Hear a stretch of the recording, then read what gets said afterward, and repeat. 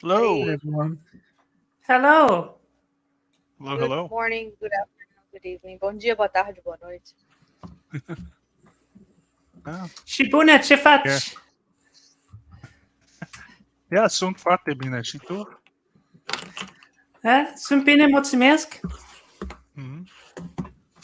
Say Chad, what are you? bună ziua or bună seara, because actually today's the evening, so bună seara. Yeah, bună. And bună to Levin Levin Smith, whoever bună. that is. Yep. You know Levin Smith? Gotta say I had 11 every week. So That's Matt's Caustic comments. Matt's Caustic comments posted a meme of Jada Pinkett Smith Levin. Have you guys seen that? I didn't see that. No. I haven't seen that one. That looks good. It's so good. Let me see if I can show it to you. Levin. And then I said something like Levin Smith, and then he asked, "Who's Levin Smith?" And I said, "Clearwater Chad knows." And then he said, "Okay." Let me show you guys. I'm a little behind on my lore. Is Levin Smith the enemy of Griff Calzone or of Clearwater Chad? I need to know the lore. Oh. Of Marty's husband. Yeah, I'd have to think about that. Or is he There's just so many characters, I kind of get them mixed up.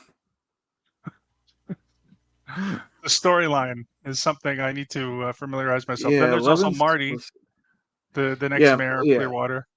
It's Marty's, I would say. Yeah, that's my favorite character right now is Marty, even though it's the most hated. People don't like Marty's proposed $1 a gallon gas tax, so. Oh, Even that's though just a it's- tax. I thought it was $1 a gallon, just period. But no, a tax, that's not good. I don't like that. No. It's what's best for Clearwater, though, Marty thinks. I like what he True. said, that it was, he said something like, what is it, Chad? I don't have Which part? experience bankrupting a city yet, but Yeah, I'm I don't learning. bankrupt. Yep, I don't have much bankruptcy like the other candidates bankrupting a town. I only have experience getting things done. That's a Ross Perot line. So this is okay.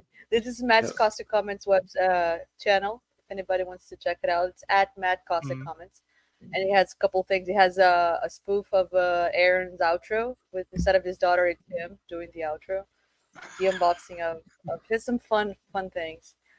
And here we go. Jada Pinkett Smith Oh my Levin gosh. denies she has ever been a member of the Oh Church of my- Scientology. Oh, wow. Wow. That is actually pretty good. I have to say that's good Photoshop there. I could Right. not do a tenth of that. That's brilliant. Me neither. Wow. Just wanted to bring it up because I commented Levin Smith and it was like, it's Levin Smith. I'm like, Clearwater Chad knows. Yep, that's funny. Wow. Jada, what How's was it again? everybody doing? Jada Smith Levin? Jada Pinkett Smith Levin. Smith Levin.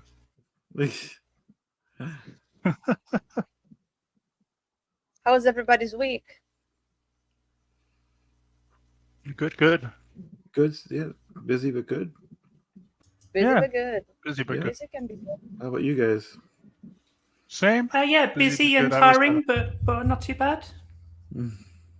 Yeah, I did tiring was is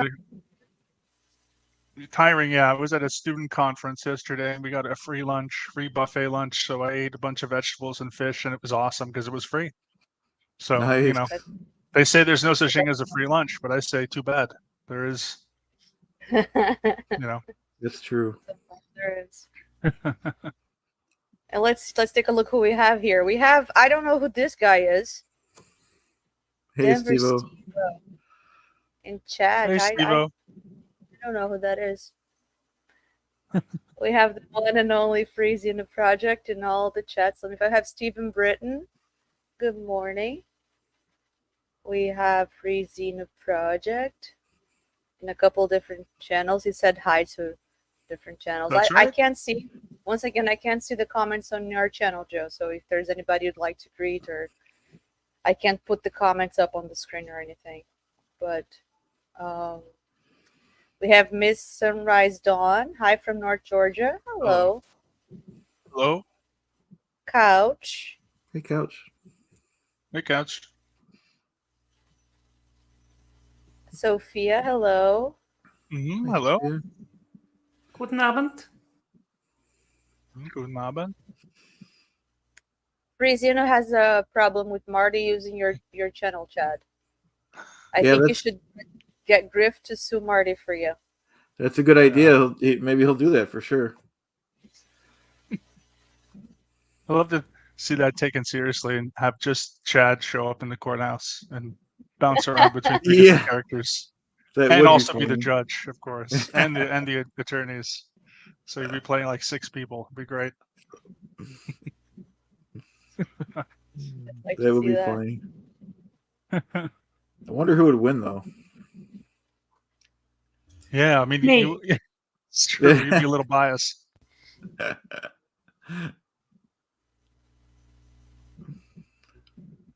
That's Let me funny. take a look at Joe's. How's your channel doing there, Joe? It's fine. I Any just conversation? yeah. There's No a conversation? hello from Free Zuni Project for Farsec. So hello to you. Mhm. All right. Frizita said hello in every single chat. That's awesome. Yeah, that's it so Blue Whale. far. Okay. There'll be All right, so I questions and opened- comments by the end of the thing. That's fine. Yeah. Hmm. So I opened your stream here too, just so that I can maybe take a look at the chat. But if there's anything you need me to, And thank you for the watch hours.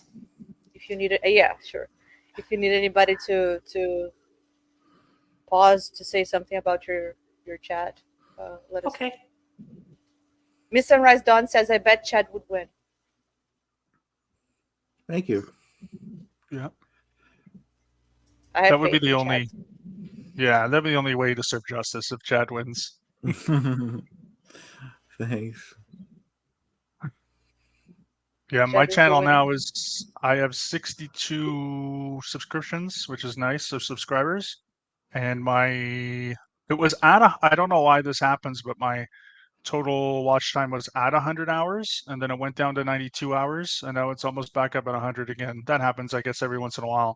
But definitely it's happens, getting close. So hopefully this week, because I had to reschedule with someone in the SPTV community, I was going to do a like a stream with them, and then I just got home late from work. So hopefully, I think sometime either tomorrow or the next day, I'll be able to do a stream that will help promote channel again. And then what else?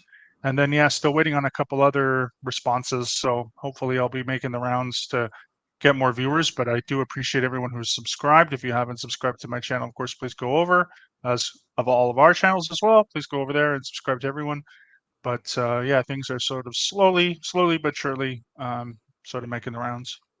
But yeah, I think that's okay. I think we got used to the whole super fast growth in the SPTV community because like we had this momentum that when we were monetizing Chad and like everybody was helping a lot and watching a lot, but it's gonna get there. It's gonna be if it's more.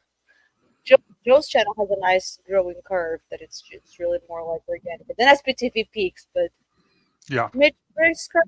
Hey, Mitch. Mitch Hey, Brisker. Mitch. Hey, Mitch. Hey, Mitch. Yeah, Romanian, right? Grandparents Thanks for on his stopping by, mother's Mitch. side. Oh, wow. Yeah. Nice country, beautiful country. I don't know if you've ever been, Mitch, but it's beautiful out there. Miss Sunrise Dawn asks, "What's your channel's names?" I have banners for those. Let's see. Clearwater Chads is this. Well, these are the handles, so you can just search with the @Clearwater Chad 9037, or you can just look for Clearwater Chad. Sometimes, well, Chad's channel and Joe's channel are bigger than mine and Mark's, but sometimes the smaller channels you can't really find just with the name, so it's nice to Yeah. have the handle, the at. Mine is at Scientheologist. Then let me see. These two were ready from Monday, so they were easier to get. Denver Stevo is not here, but he is here. Is at Denver Stevo. And this is streaming to his channel too, even though he's not here right now. But Joe's channel is at Joe Giuseppo, and then she also has the podcast at not slash. What's that called? Underscore. Score. Thank you. Underscore Then, the underscore. At Joe Giuseppo. And then you read the other one here. And Mark Turris is at Mark A. Turri. Mhm. So there you go. Those are us. Also, our channels are also in the description of the videos. Yeah. Mitch says he's never been. Ever been to Romania? Yeah. If you get a chance, Mitch, it's nice. You can. I don't know if you know where your grandparents, like what their villages were, where they were from, but it's always nice to go back to find where your family kind of came from and whatnot. And yeah, Romania is a very, very interesting place. Really interesting culture. If you like old castles, especially, great, beautiful stuff there.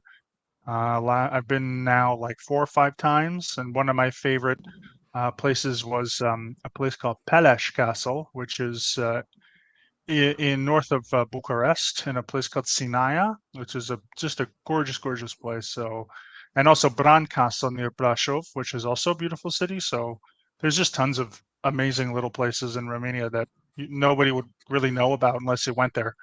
Because unfortunately, the Romanian government doesn't really advertise its tourism very much. Should, but it doesn't really. And Sighișoara is another amazing place. There's just beautiful, beautiful, gorgeous places. So if you're ever up to it, you can always head out there and find out where your ancestors come from. It's actually quite cool.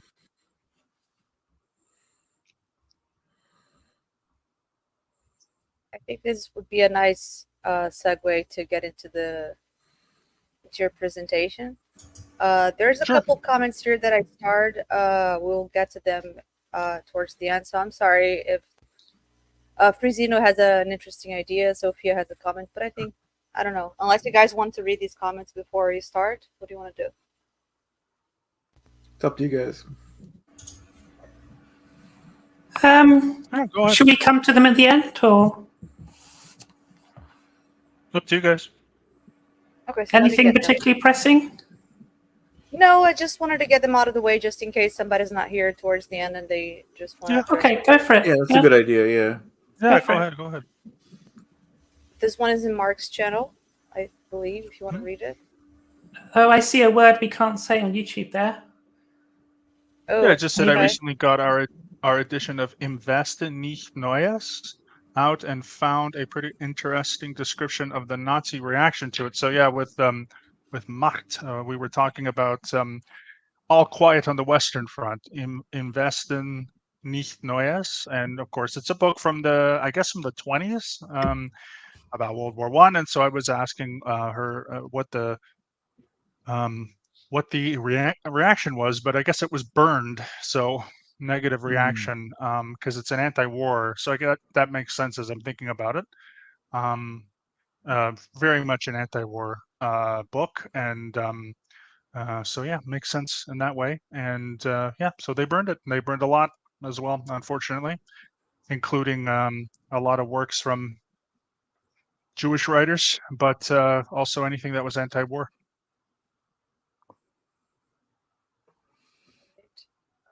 Miss Sunrise Dawn says, I've seen you around, Juliana. It's nice to put a face with the name.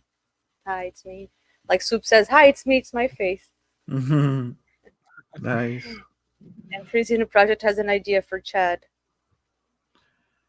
Chad, new character idea. I think you should do Boldy Bailiff, talking about being a bailiff for Danny Masterson in both trials. Good idea. Good idea. There you go. I'm a sucker for satire. Well, I was going to ask you off air. I was thinking about doing you next, Mark. Of course. Okay.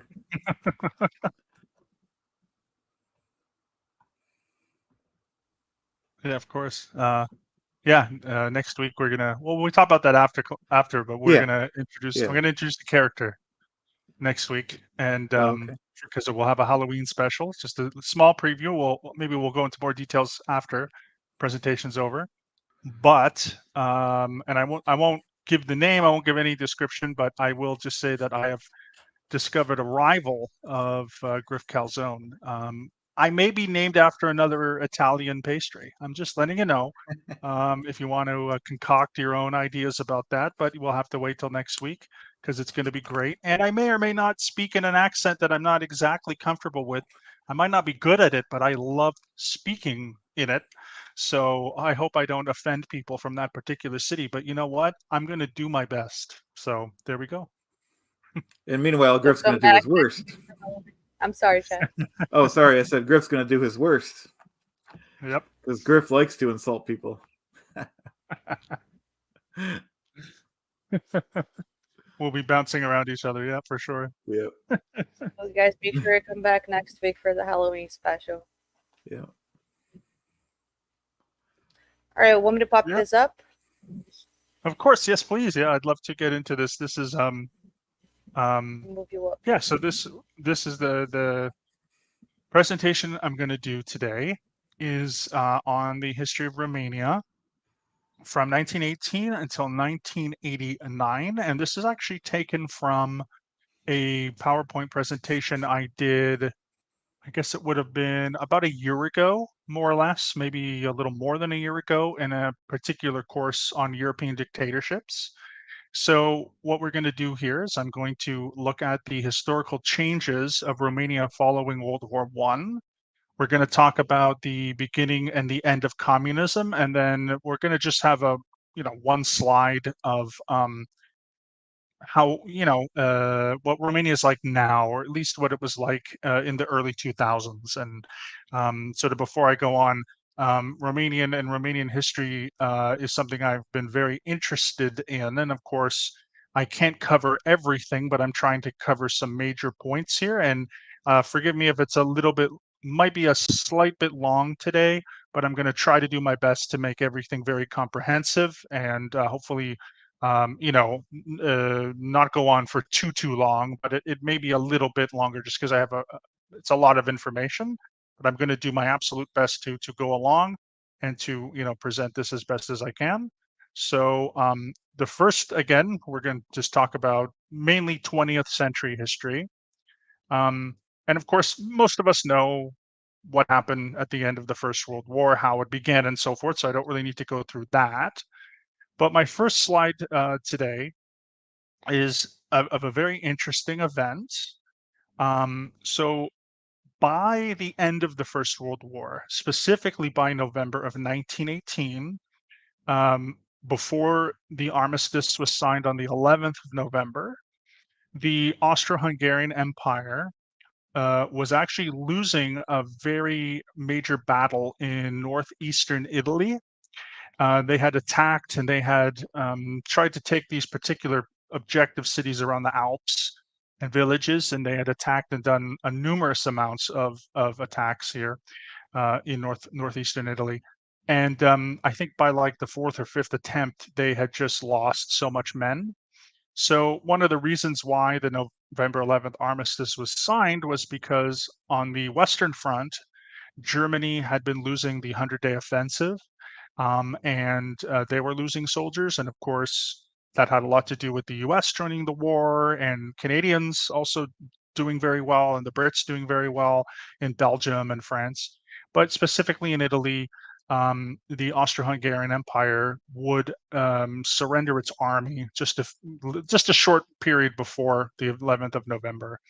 So 2 days after the armistice is signed, the Romanian army came in to occupy Budapest and also occupy the country of Hungary and certain Hungarian territories. But specifically, their target was to go to Budapest and to sort of hold it while the war was ending, and while the armistices were being signed, to make sure that the Hungarian army wouldn't rebuild and make another attack or so forth. And so we have two interesting photos here. The first photo on the left is a group of Romanian soldiers, Romanian troops from the army, just outside of the Hungarian Parliament building, which is here in Budapest, which is a public building that if you're ever in town, you can see it. There's plenty of other more modern pictures. It's right on the river. It's very, very beautiful. But you can kind of see it here, the older building that was here. And it looks like at least a company, probably at least a couple hundred troops that are stationed there. And then on the right, we have, of course, we have a group of 5 men. And of course, please note that 4 of these men are in military attire. One is in a suit, in a black suit, and that's the second from the left, that individual. And that was the king at the time. His name was King Ferdinand the First. And this photo was taken in a border city, or at least a city close to the border, called Békéscsaba, which is very, very, close. I think today maybe less than 20 kilometers from the actual Romanian border. So, part of this occupation was, again, for the Romanians to come in and just make sure that there wouldn't have been any secondary attacks from the Austro-Hungarians. The another very, very important thing to note is that when King Ferdinand took the throne in 1914, in the fall, he actually waited until 1916 in order to join the war effort on the side of I guess the Allies, we would call them that, Great Britain, France, and so forth, and the US eventually. So he actually kept out of the war for the first 2 years and then joined the war in 1916. Of course, Austria-Hungary, along with Germany, and of course, along with the Ottoman Empire, were on the losing side. And so, of course, they would take the brunt of the Paris peace conferences, as well as the treaties of Versailles, which there were many of them. And I'll get into one specific one in a moment. But King Ferdinand, again, ended up joining the winning side 2 years into the war. And so this was one of the reasons that he was able to occupy the city for the Allied forces. Again, during that massive time of the Treaty of Versailles, which ends the war and then cuts up the German, Austro-Hungarian, and eventually the Ottoman Empire, was this treaty, which recently celebrated its 100 years in just a couple years ago, which is called the Treaty of Trianon. And depending on who you ask here in Hungary, it either is something that just happened that we need to kind of move on from, or it was the greatest tragedy of the greatest horrible thing that's ever happened in Hungarian history.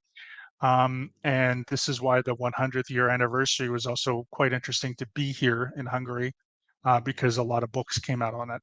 But eventually, the Treaty of Trianon had, of course, a couple of purposes. The first one was that it formally ended the First World War between Austria-Hungary and the Allies. In this case, I say the Allies, again, Great Britain, France, Italy, etc. So the war ended for Austria-Hungary, although they signed the armistice. Officially, it was done with the Treaty of Trianon. And then if we can see in the photo here, there's Hungary in the middle, which is what Hungary looks like today. But then there's this outline in black that kind of goes around Hungary to the north, south, east, and west. And that was historically called the Kingdom of Hungary. And around 2/3 of the Kingdom of Hungary were given to new nations that were, that came forth in 1921. So we can see in the north here, that's mainly Slovakia, which today is its own independent nation.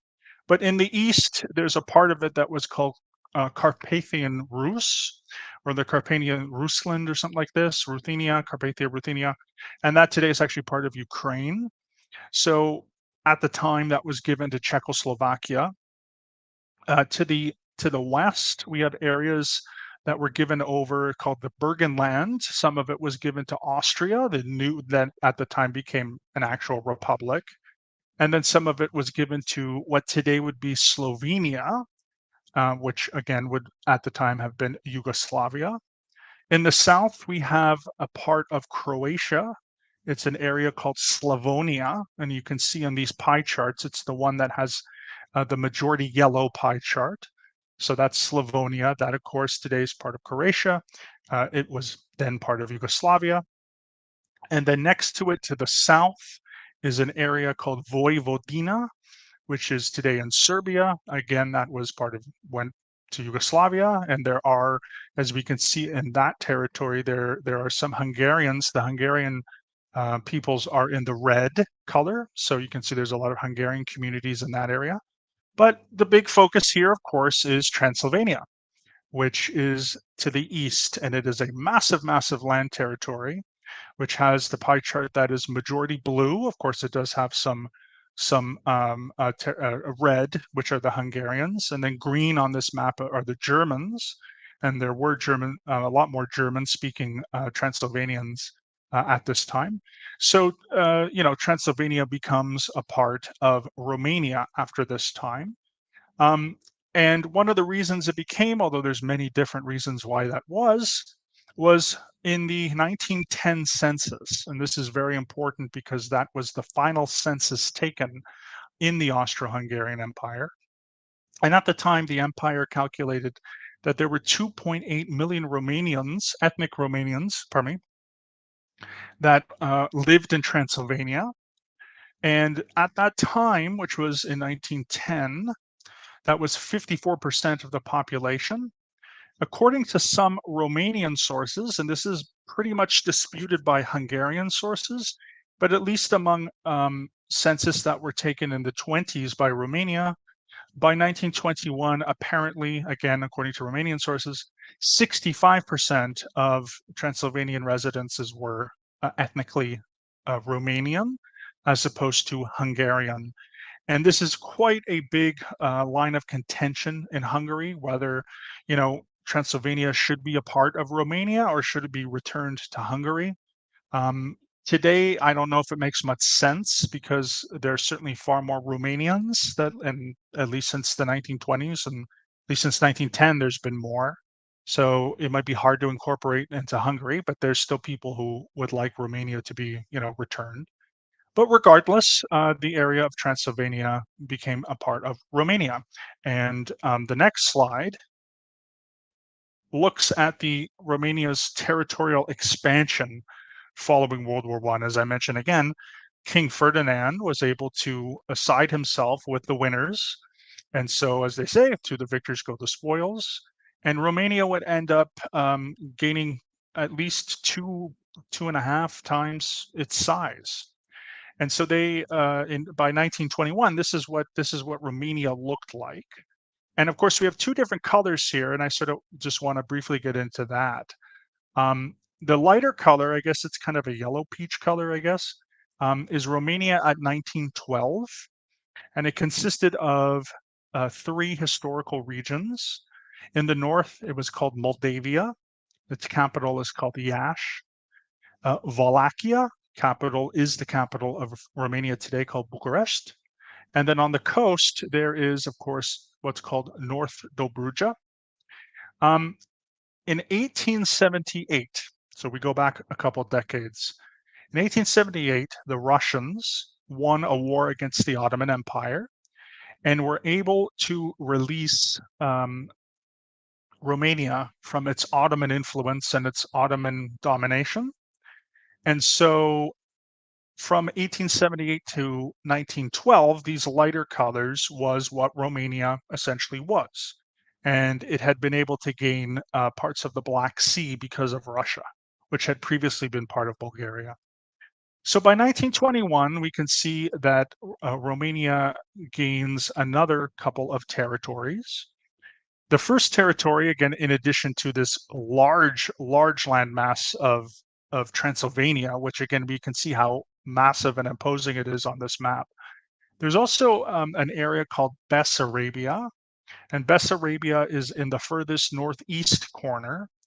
And today, Bessarabia is shared by mostly the Republic of Moldova, but the southern parts that are along the Black Sea and the northern parts that in this map would border Poland in the USSR are actually part of today's Ukraine. In addition, the area of southern Dobruja, which includes the city of Varna, which today is part of Bulgaria, was also given to Romania following the First World War. And then if we go all the way to the north center, in between Transylvania and Bessarabia, there's an area called Bukovina. And Bukovina today in the north, which includes a city called Chernivtsi, something like this, if I'm pronouncing it correct, is part of Ukraine, but the south part, which has a city called Suceava, is today part of Romania. But you could see this massive, massive territorial expansion. I mean, again, they doubled their size, within a short period of time. And so, one of the advantages of, again, of being part of the winning team in a war is that Romania went from this kind of L-shaped, sort of backward L-shaped territory until this larger expansion on the coastline into Eastern Europe and then into Central Europe.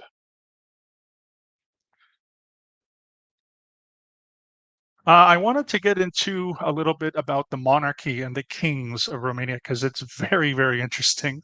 Some of the kings, especially that. So again, mentioning again the fact that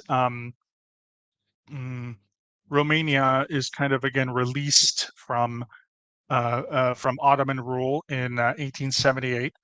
It wasn't until 1882 that Romania was able to get its first king, and his name was King Carol I. And King Carol I reigned from 1882 until he died in the fall of 1914. What's also interesting about this is that the Romanian kings were part of a German house of a Prussian German house. And why they did that, they didn't, for example, pick a Romanian family, was because they wanted to avoid conflict with the Romanian nobility. So a German-speaking noble in person was elected, or excuse me, not elected, was assigned to become the king. And that was Carol I. And so from 1882 to 1914, he was the king. I mentioned King Ferdinand I, who was the second king. He takes over in the fall of 1914, but he dies in 1927. In 1927, this gentleman, King Michael I, takes over. And at this time, King Michael is a 6-year-old boy. Okay, that's it. He's 6. So obviously, there was quite a hurry to appoint a king, and they picked the next in line. Next in line was a 6-year-old King Michael, and he's on the throne basically for 3 years until some of the other nobilities and people in the Romanian, government kind of look at his reign as being kind of a joke.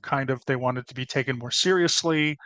So when King Michael was 9, he was, I guess, deposed, if that's what we want to say, and he advocated to the next in line after him, which is King Carol II. Now, King Carol's reign is one that is kind of mixed between kind of sad but also kind of interesting at the same time. So King Carol II during the 1930 from 1930 to 1940 was actually known as the Playboy of Romania, who had more interests in having affairs with mistresses than he was the King of Romania. So, of course, we know that in 1939, the Second World War breaks out on the 1st of September.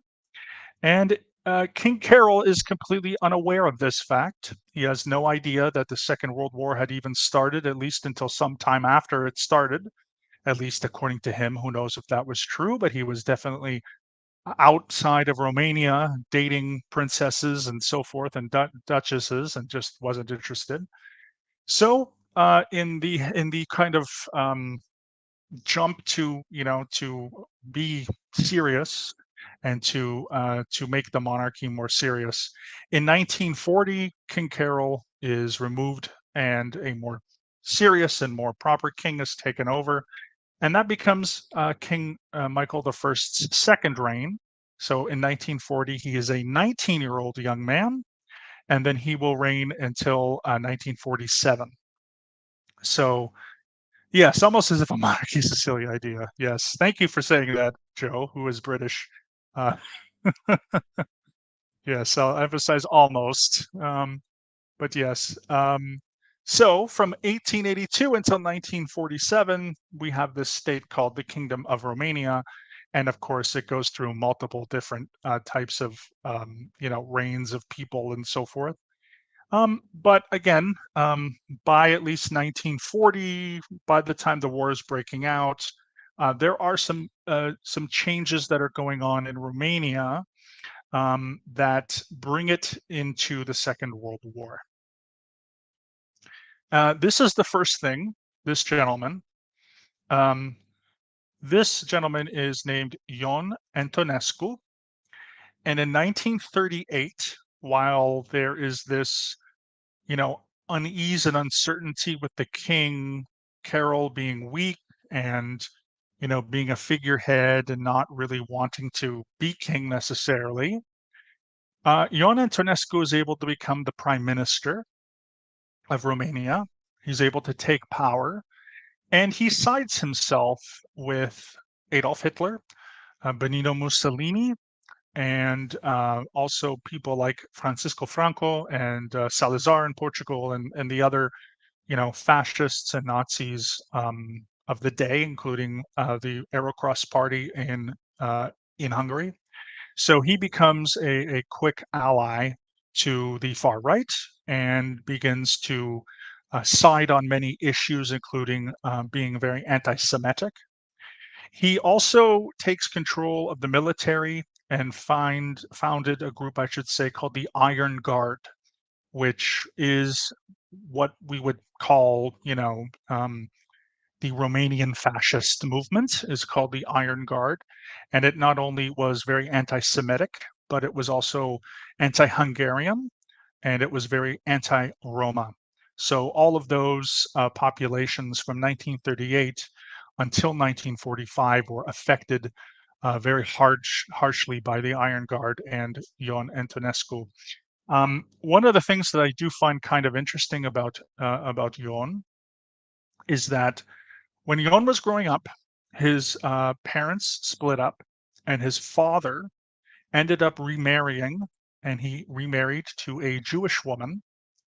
And we have some primary sources from Ion who said that when his parents divorced, he obviously went through a time of, alienation and uncertainty, and blamed this Jewish woman for breaking up his parents' marriage, which he claimed was a stable, loving marriage.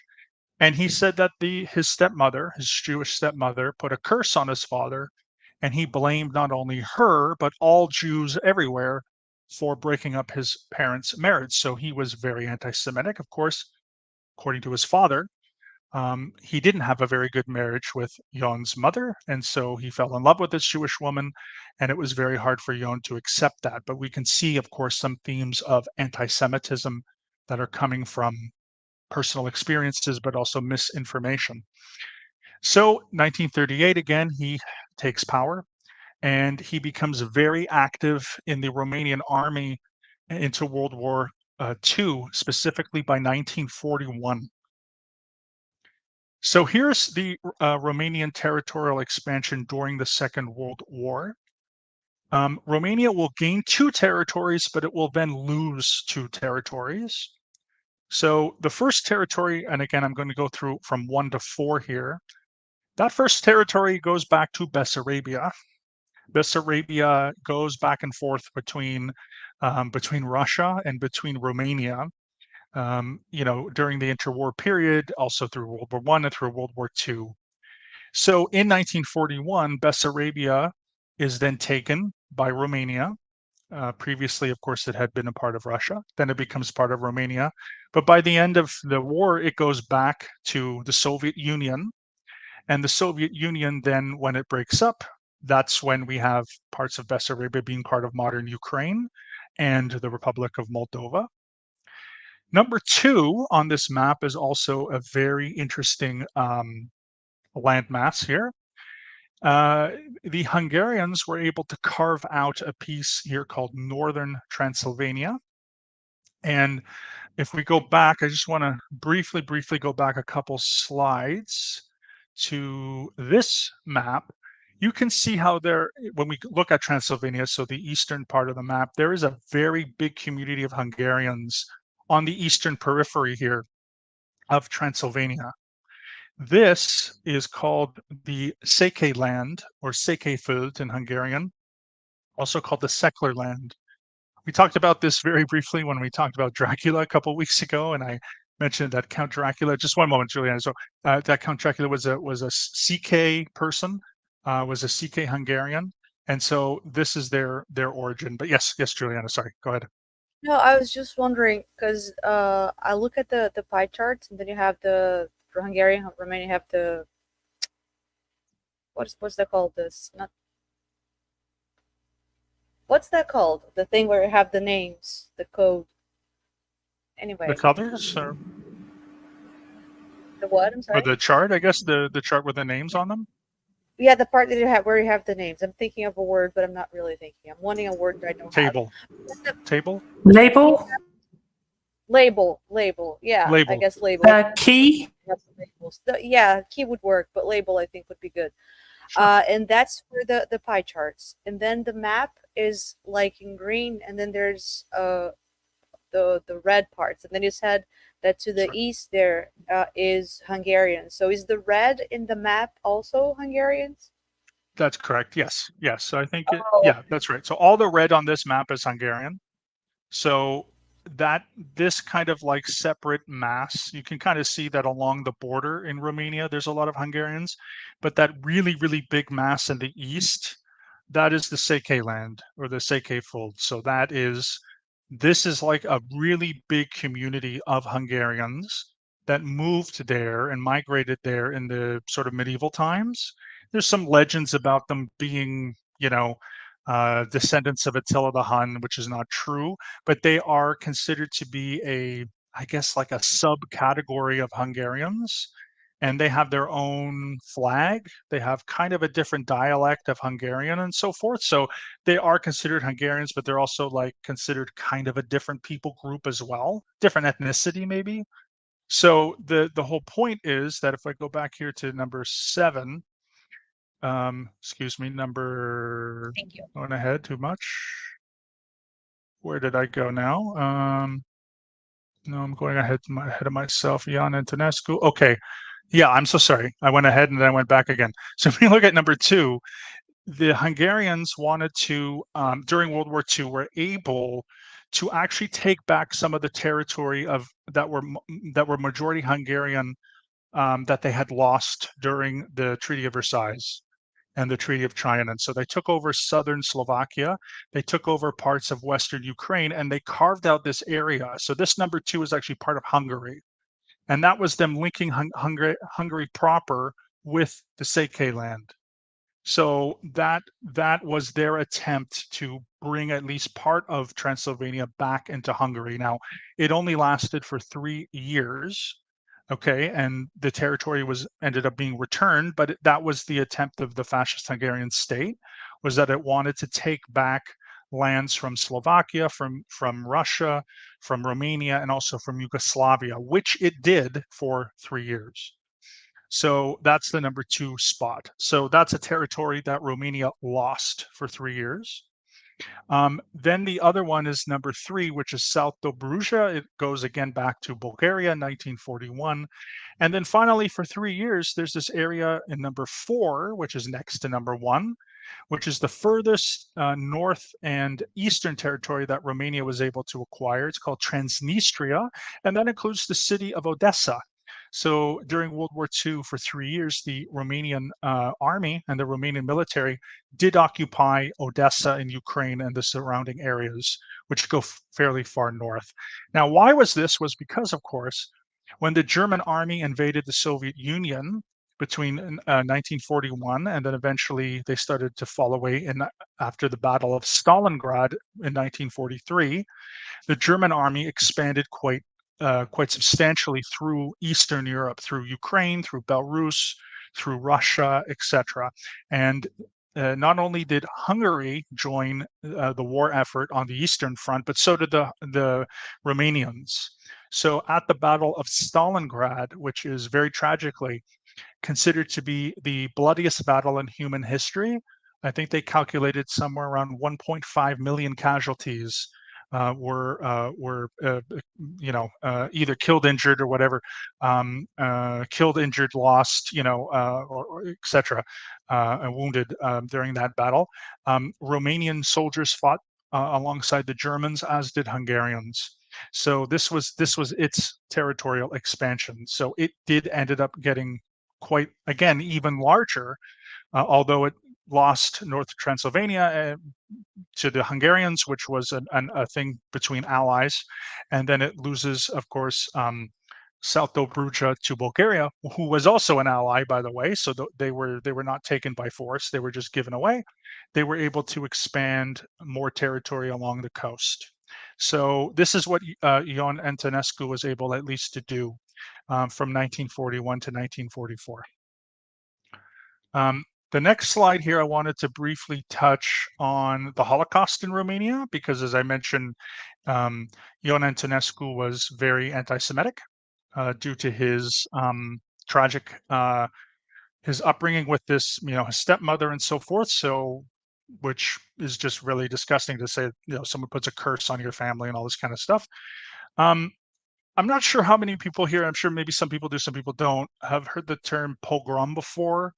Pogroms were, and I guess you could say, I mean, there are pogroms in modern history. It's basically when one group of people makes a random, very violent, bloody attack against another one.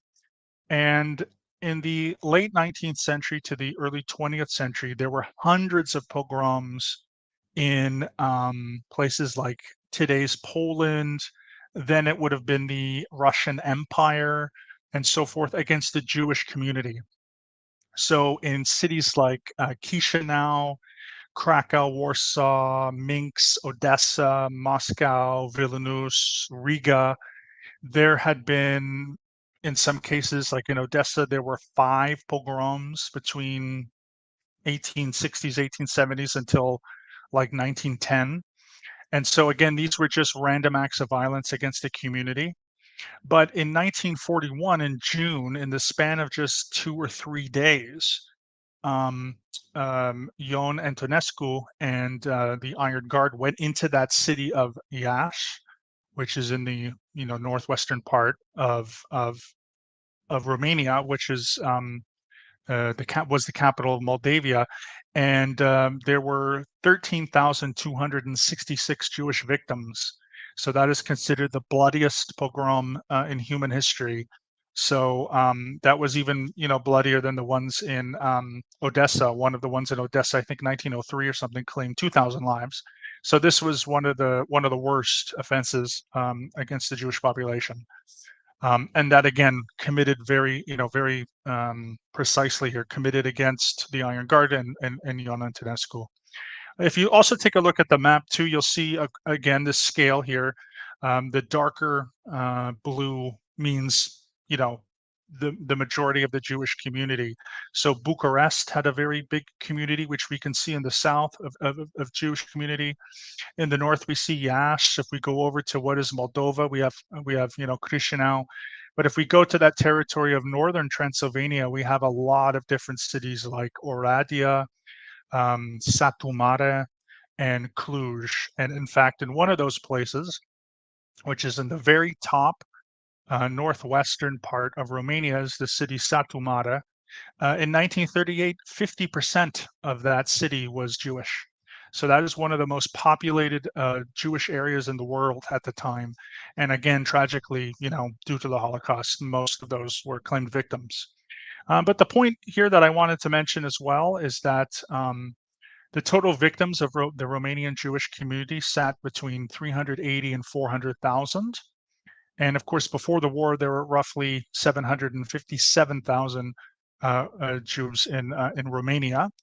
To note, again, going back to Ion here, He claimed that there were actually around 2 to 3 million Jewish people in Romania. He believed that many of the Jewish community in Romania had been hiding, and that they had taken up positions, and this is also goes back to these anti-Semitic tropes, that they had infiltrated academia and education and finances and banking and media. This is typical kind of, the Jews run the media, the Jews run the economy, the Jews run the universities.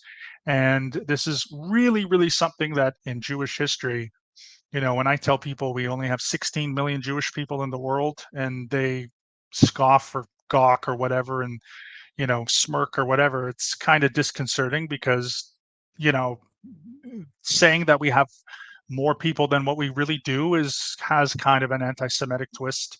And that is something that Ion Antonescu, definitely made popular. I do want to say at least, the good news was that finally King Michael was able to get support from the Allies, from Great Britain, from the US, and so forth. And in 1945, the king and some of his his allied troops in Romania finally found Ion Antonescu, where he was arrested. And then after the war was over, Romania had a war crimes tribunal, and Ion Antonescu and many others on the Iron Guard, not just him, who were collaborators with the Nazis, were put to justice, and Ion Antonescu was executed. So sometimes people call this the Romanian Nuremberg trials. Of course, not actually the Nuremberg trials. That's a very specific place and time, but sometimes these war tribunals are called Romania's, Romania's version of Nuremberg. But that ended at least that era of of the Kingdom of Romania and then of fascist Romania. In 1946, when a totally new era begins for Romania, the Red Army had obviously come through Eastern and Europe. It had come through, Moldova and Romania, and the political climate in this area, especially in Romania, was starting to turn. So, in 1946, there was an election held in Romania, and a coalition of left-wing parties were able to take a plurality in the parliament. They were not able to form a government, but various socialist parties, communist parties, agrarian parties, and so forth were at least able to become the majority. However, about a year later, this gentleman, his name is Gheorghiu Dej, takes power in 1947 and changes the name of the country to the People's Republic of Romania. So he becomes the first communist leader / dictator of Romania. Romania under Gheorghiu Dej is a very interesting time because it's certainly not great in that it is a single party state. It is very authoritarian, but it will get worse as time goes on, and I will get into that in future slides. So the first major event to happen was that in December of 1947, King Michael I advocated his throne, and he would go into exile in Switzerland. And I believe he passed away not terribly long ago, within 10 years ago, in Switzerland, but he would stay there for, the remainder of his life. The next year in 1948, Romania and the Communist Party would draft a new constitution in which Romania was declared as a Marxist-Leninist state. It then began to enforce atheism as the state, whatever you want to call it, religion, philosophy. This led to religious persecution of churches and synagogues. This included that there should be no public demonstrations of religions and no missionary activities. They were all considered banned. And then the government would end up nationalizing all church property, including church schools. And this would happen, this would go on until 1965 when Gheorghiu Dej dies of lung cancer. And this gentleman, his name is Nicolae Ceausescu, becomes the next leader and the last leader of communist Romania. And I do want to say that Nicolae Ceausescu is someone who will always, I think, be burned into the collective consciousness of the Romanian people for some of the things that he did, and very much in a tremendously negative way. His name, that name Ceausescu, stirs up even today a lot of emotions in the Romanian people, mainly negative. But this is a picture of him around the time that he took power again in the 1960s.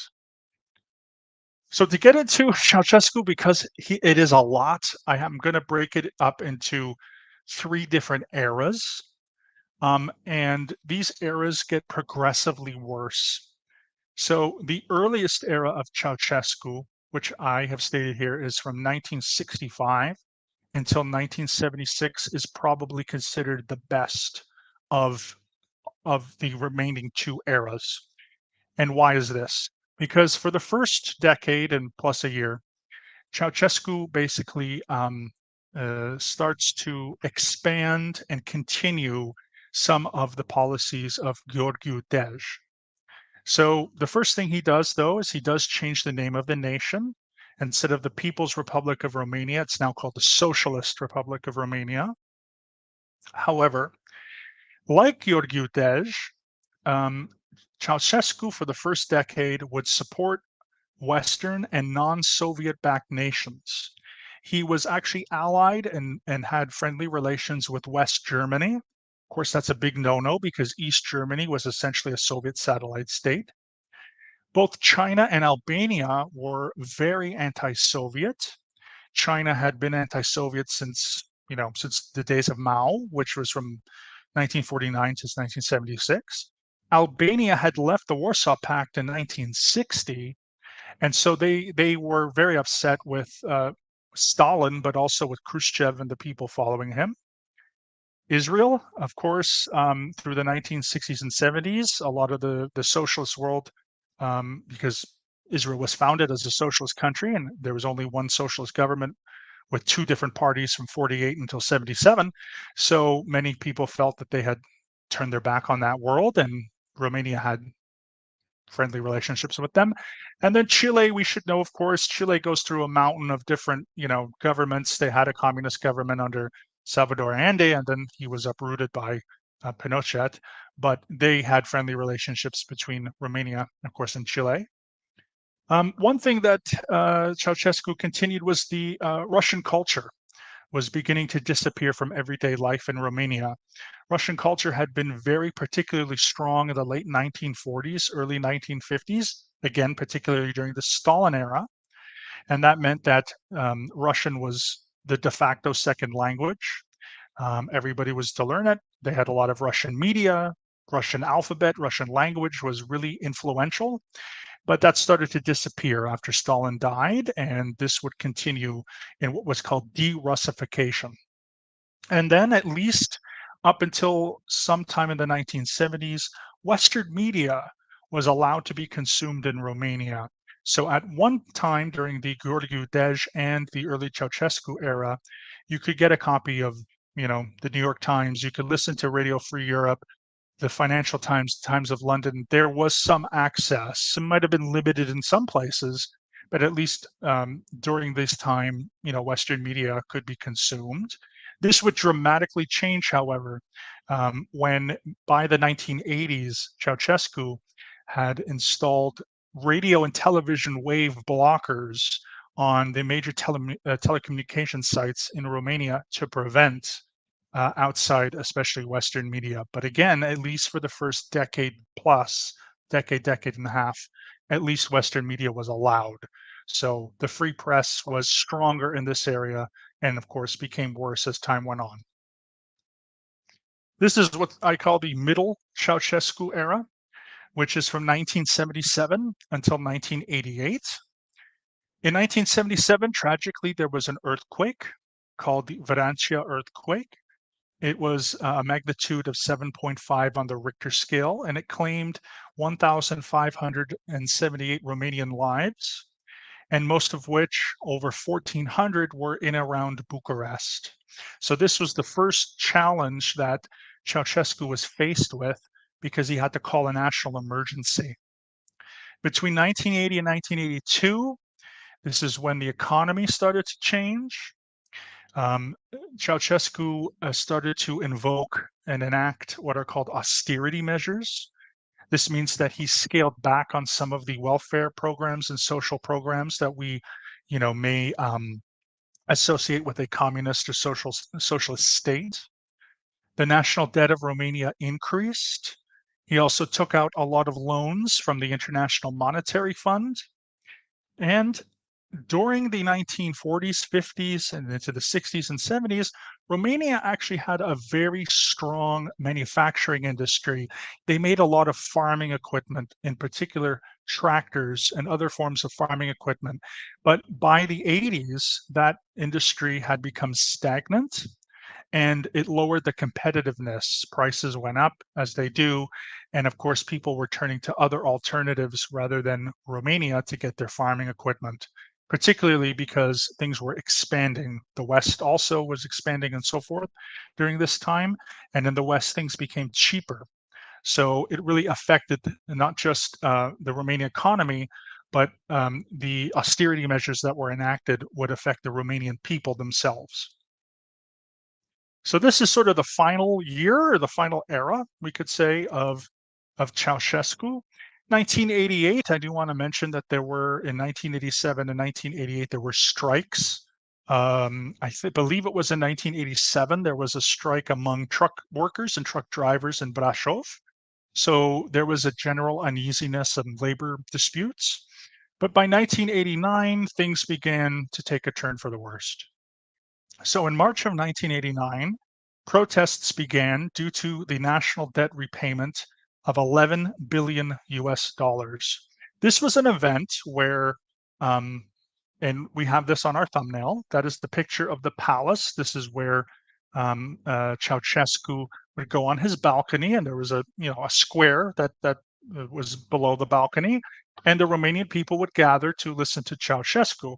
So in this particular event, he goes to his balcony and he is kind of tone deaf to the people because he was telling them that they should be happy that he had repaid this loan of $11 billion early. And that was a good thing. But of course, the people had been suffering through they had to he was telling people to eat less calories. They had to do a lot of sacrifices. They had this economic stagnation, and the people were not really having it. So he was a little bit tone deaf. He didn't really read the room very well, and it did anger a lot of people because, again, for him, it was a positive thing, but for everyone else, it was not. And then in November of 1989, Ceausescu was re-elected as the general secretary of the Communist Party of Romania. Essentially, when the Communist Party elects someone, it's not a free election. This would have been a small group of people, a secret meeting with a ballot, and a lot of Romanians at this time were trying to be optimistic because after 24 years of this dictatorship, they really wanted another, another leader, perhaps somebody younger. And I believe that this was shortly after, and I forget the actual date this happened on. Either a few days before or a few days after was the fall of the Berlin Wall, which happened on the 9th of November. So I can't remember again if this happened a few days before or a few days after. But the world was obviously changing, and it was about to change quite dramatically. So to have, Ceausescu be quote unquote re-elected, and yes, Joe, in quotes, elected, because it was just a small group of people in a room, yay or nay, and they all said yay because they didn't want to get shot. He was re-elected, and that angered the people of Romania who were looking for some kind of change, again, a younger leader, a different leader, etc. Well, the end of communism comes in the month of December of 1989. In the middle of that month, the Romanian Revolution begins in the city of Timișoara, which is a very beautiful city I highly recommend, in southwestern Romania. It's an area called the Banat, and if you go to their history museum, you can actually see a photojournalist that took pictures And there's a wonderful, wonderful exhibit about the beginnings of the Romanian Revolution in local museums. They're very proud of that. So by the middle of December and by the late middle of December, the Romanian Revolution had spread to pretty much every major urban center in Romania, which there are quite a lot of. On the 21st of December of 1989, Ceausescu returned to his palace and went to his balcony, and he addressed a crowd. And the crowd, for the first time in 24 years, turned on him, and they began chanting, Timișoara, Timișoara, Timișoara, Timișoara. And what's very interesting about this is it was all captured live on television, and you can actually see the moment when Ceausescu realizes that he has lost the crowd, that the crowd is turning on him. And so if I go back here, I forgot to mention, of course, the lady on to the left here, that's Elena Ceausescu. That is the wife of Nicolae. And again, she's also on his right or our left here. That's his wife, Elena. So both, like immediately after this, his final speech, as it's called, on the 21st, his wife, Elena, and him, they fled the palace. They fled the city of Bucharest. And they were found shortly later, I think a day or two later, on the 22nd, 23rd, in a village called Târgoviște, which is north of Bucharest. And in the next preceding days, between the 23rd, the 24th of December of 1989, they were given a trial. And till the very end, Ceausescu said that he did everything for Romania. He did everything to save and help the Romanian people. But of course, he was found guilty. And on the 25th of December, both Elena and him were escorted to the courtyard of this estate, and they were executed. They were shot by Romanian troops. And you can go to this estate in Târgoviște today, and you will see an outline of where their bodies fell. And again, this was all live on television. So if you go to YouTube, there is an ABC, American Broadcasting Corporation, ABC, a piece that was done around this time on the Romanian Revolution. I highly recommend it. I even remember watching this as a child live, and then I remember watching it later in high school. It's a very, very good series. It's about 1 hour long, and you can watch all the things that lead up to this. So ABC was there, all these, BBC was there, everything was there. And yes, the execution is graphic, of course, trigger warning for that if you watch it, but you can also, you can also see the what's it called? The lead up in 1989. So finally, here's my last slide. So 1990 begins a new era. I think that's it. Yeah, Death of a Dictator. I believe that's the one, Juliana. Okay, yeah, Death of a Dictator. Yeah, and it's on YouTube. Yeah. So 1990 begins a new era for the Romanian people. The first elections, the free elections, since the fall of communism happened on the 20th of May, 1990, and a gentleman named Ion Ilinescu, who was a social democrat, would be able to become the first freely elected leader of Romania. King Michael would return in the early 90s, and there was even talk about reinstating the monarchy in the middle 90s. Never happened. Romania is still a republic, but at least King Michael was able to return a couple times until his death. In the 90s and early 2000s, they transitioned from a more socialist economy to a market-based economy. And Romania would join NATO in 2004, and then it officially joined the European Union in 2007. So the last thing that I do want to say is that Romania is struggling. Today, they are plagued, unfortunately, by a lot of corruption in their politics. They have received a lot of loans from the EU, especially in the early 2000s and mid 2000s, that unfortunately has gone to the hands of local politicians. Infrastructure is not as good as what it is in Hungary. It's very hard to travel if you don't have a car, and even if you do, very hard to travel between cities. Trains and roads are not as good as some of the neighboring countries. But the good news is that they are a very strong people. They have a very interesting culture. They are the only Latin-speaking country within Eastern Orthodox majority population, and they're very, very proud.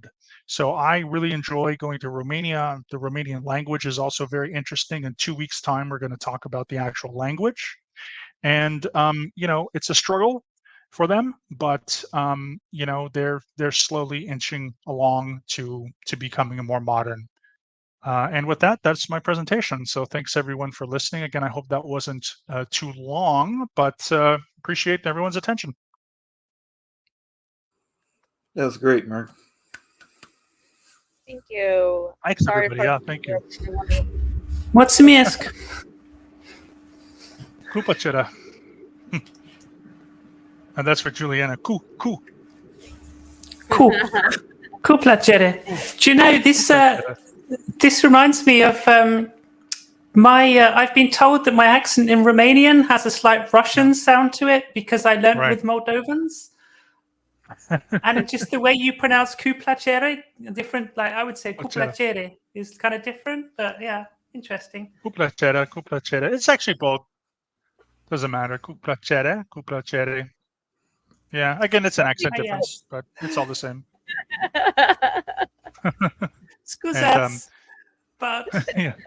I know one of the accent differences that I heard between Bucharest and Cluj is, we know for the pronoun I is pronounced eu in Romanian, but in Transylvania they say yo, which is the Hungarian word for good. So when we say good morning, we say jó reggelt, so yo, so it's jó sunt in Transylvania, whereas it's jó sunt in the other parts of Romania. So I kind of like that, the fact that there's a little adoption of a Hungarian sounding yo. And for Juliana, it's the same spelling as you. Yeah, EU. Yeah. Okay. But and it also, when we have an E, and this is what I'll get into in a couple weeks, when there's an E, just a lone E at the beginning of a word, it takes the Russian pronunciation, which is yeah, and that's directly from Russian, because otherwise it's pronounced or a. Usually, if it's in the middle of a word, a if it's at the end, but specifically if it's at the beginning, it's yeah, ooh. Not sure. Yeah. Guys, I have some starred comments here. There's not a lot going on, but I'm just gonna pop some up here. So if you want to take this, Mark. Sure. I'm interested since my dad was born 1933 Norway. His dad, a Norwegian naval sea captain who fought World War II carrying jet fuel, all crude oil across the Atlantic blown out of the water. Yeah, twice by U-boats. I knew someone who was in the Canadian Navy. I think he may have recently passed away, but he was on those convoys, and so he always had stories of U-boats going between Halifax and London, and that was very dangerous to be on those convoys. And yeah, absolutely, going with oil was like that was just something that was like unbelievably dangerous. I can't imagine, especially the Navy. Where do you have to go except for the water? But yeah, just thank you for the comment. Yeah. Joe, this next one here is for you. I mean, it's from you, but you can read it too. Oh, yeah. So when you were speaking about Transnistria, I was reminded of the current kind of state of Transnistria, which is part of, well, it's complicated. It's either part of Moldova or it's its own independent country, depending on who you ask. And it's kind of like a Soviet rump state in many ways. They still have a hammer and sickle on their flag. And yeah, it's anyway. So yeah, talking about that reminded the me? Republic. Yeah, there's in Moldova. There's the regular Republic of Moldova, but then they have an autonomous republic, which is after a people called the Gaguz, who are a Turkic-speaking people. Also very cool, because they're I think they're the only Turkic-speaking peoples that are Christians. So they're Eastern Orthodox majority. They're not Muslim. So I think they're the only ones, if I'm not mistaken. And then they have this breakaway republic, which I guess is kind of autonomous, but then like Moldova's not really there, which is Transnistria. and they border on the Russian-speaking part of Ukraine. And as you mentioned, it is like I've seen travel videos of people who have gone there. It's actually quite safe to go there, but I think they have their own currency or they use the ruble. But basically, everything is Russia, and yeah, it's back to the old days of the Soviet Union. Yeah, kind of There cool. is I'd like to go. you mentioned the Galgus minority. There's a traditional Galgus song on my channel if anyone would like to hear it. Oh, really? Okay, I want to go. I want to go listen to that. Yeah, I find them just totally fascinating. The fact that, like again, like Romania is the only Latin-speaking language that aren't Catholic; they're Orthodox, and then the Gagus are like the only Turkic peoples that are majority Christians. It's just how that works is kind of cool. I don't know, really interesting. So yeah, from Miss Sunshine Dawn, we have this period of history is fascinating. 3 of my grandparents served during World War II. Dad's dad never talked about it. Dad's mom rarely talked about it, but mom's dad told fascinating stories about it. Yeah, one of my ancestors, and I mentioned this when I did the whole one of my first PowerPoints on my history with history from I guess a couple months ago, was that my great uncle, who I didn't get to meet, he passed away a couple of years before I was born, but my grandma's brother served in the Canadian Army or Air Force and fought through the Battle of Normandy, Operation Market Garden, the liberation of the Netherlands. Never talked about it at all. And then unfortunately, he passed away very young. He was only in his 50s, but never said a word about the war. So, quite tragic when that happens. But I sympathize with people. I think maybe had he gotten older, he would have been more vocal and come to terms with it. But there are definitely people who saw horrendous things and kind of kept it to themselves, unfortunately. I think a lot of times when we survive trauma, and then if you talk about war, I think that's probably the highest level of trauma that one of the highest levels of trauma that one can go through. For some people, you just want to avoid it. It's a coping mechanism. Sometimes I understand that people don't necessarily want to be re-traumatized and talk about it. And, even though it can be healing, all of that nowadays, but especially in older generations, when like mental health is not a topic of conversation. Yeah, it wasn't something, was not something people really discussed unless they were among their friends who were in the war. So if they went to, I don't know what you would call it, we would call it, I guess, like the VA, the Veterans Administration, or the veterans halls, I guess, where, they had this social halls where they'd have a small bar and whatever, and the vets would all get together once a year or whatever. Sometimes it's an actual concert hall and bar. But they would go to those places and they would only talk about it with their friends who were there because, and by the way, I mean, not to say it's the same thing, to be honest with you, because it's not.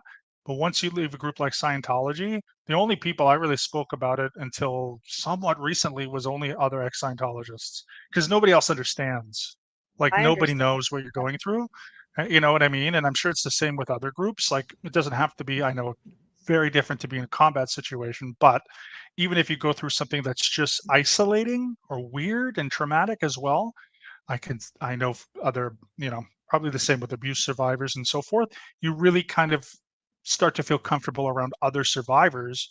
And then eventually, once you're comfortable around them, you'll be comfortable around other people. So, it happens. Sense, yeah. Especially something like Scientology that has their own language, their own system. That is very hard. It's Scientology. I think one of the biggest problems with bringing Scientology to just, I'm not even saying just, but to be accountable, or to is having people understand what it is, because it's so complex. So Yeah, the whole shame of it too, because you kind of feel really dumb when you leave a group like that. You're like, I feel like you feel dumb. You feel like you've been taken in by a fraud, and how you're smart. How could you fall for that kind of thing? And then it goes into a shame spiral. But and that's the part of the experience that I can relate with. That having being a survivor of abuse of a different kind, but like you can relate to the shame, to all of that, and then it takes a while for you to start talking even to other people and all. Yeah, the whole why didn't you leave earlier, and then you start saying why didn't I leave earlier? Then why didn't I do it earlier? And it's not a healthy thing, but it happens. I like Yeah. it when Marilyn she says nowadays like she likes saying the name of her cult leader because it's so empowering to her because I understand that, you know, like although some people say like I don't like saying like Hubbard's name or Keith Raniere's name, you say a different name because of the kind of relationship you had with the name and the, you know, but in her case, because also I think she only started speaking about it more recently, it's really empowering, you know, like only that really happened. It's validating, you know, like that really happened. I'm not crazy. This person was evil indeed. Yeah. It's true. I've been there. Yeah. That's actually the same thing, unfortunately, that people say to a lot of domestic abuse survivors is, why didn't you leave sooner? Oh, I As heard if that. it's that simple, you know? Why did you get married if you already knew this? If you already knew that? Why did you stay? Why didn't you tell somebody? Why did you? The shame, yeah. Joe Giuseppe said something he had. I'm sorry. Go ahead. No, it is. It's just sad, but you know, people they personalize other people's stuff, and so if they think to themselves, "Well, I wouldn't do it," that means that another person wouldn't do it, and that to me, it's kind of nasty, and I don't think people have the resources.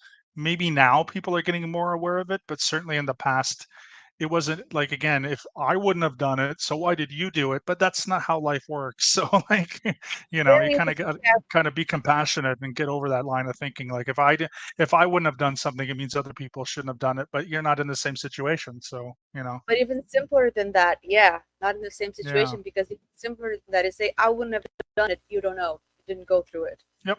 Maybe you've done something else that you just didn't have the chance to. You know, like didn't happen. Yeah, it's unfortunate. Chad, you want to read this next comment here? Sure thing. The main synagogue in Bucharesti is now a Jewish museum. I have pictures if helpful. Oh yes, of course. Is I this did what not you're get a sharing? chance. And if you would like to share the Bucharest, screen, but it's there. Nice. yeah, I've been to Bucharest, but I didn't go to the synagogue. I don't know why. I should have gone, but That's beautiful. wow. And unfortunately, we didn't realize, me and my partner didn't realize when we were there that it's a museum because we thought, oh, it's just a synagogue, and so kind of didn't go in it because we're not Jewish. But like, if we'd known it was a museum, then we would have gone in. But anyway, there's the entrance, and it's beautiful. a different angle. That's really nice. And there's also the Ceausescu's palace, which is there. And this was the picture used for the thumbnail. So that's now the Parliament building. I didn't realize that was a picture that you had taken. Wow, me neither. And it's a beautiful city. Palace, which is Ceausescu's palace, which is now the Parliament building, is apparently the heaviest building in Europe or something. So how do they communist engineering? Yeah, but So you know, Bucharest was is named the Paris of the East or something like that, or like the Little Paris. Like there's a name like this because the architecture, I think, from Ceausescu basically essentially made it so to look like Paris. You know, so like they have their own arc. They have like a Champs-Élysées area. Like they have almost everything that you find in Paris, you find at Bucharest, and all the architecture.